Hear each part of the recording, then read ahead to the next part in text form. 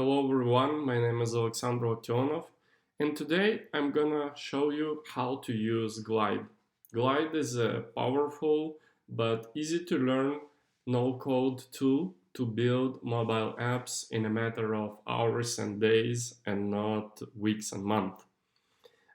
So today, to learn this tool, we're gonna build a travel guide specifically for Kyiv. I'm from Kyiv, that's why I chose this city. Hope you don't mind. So here in this app, you can see all the main attractions of this city. They are sorted by the rating given to them by the users. You can click and get to know more about this place, its name and the address, the description. You can share this place with you or your friends via messages, Viber, or other means. You can see comments other people left or leave your own comment. You can also rate this place. You can also open maps to get directions to this place from where you are.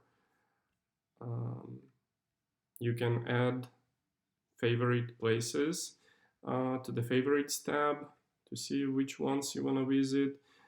You can go to the map view and see which places are the closest to you, where they are located on the map. And you can also go to the chat and ask for recommendations or to find somebody to show you around. So let's get started.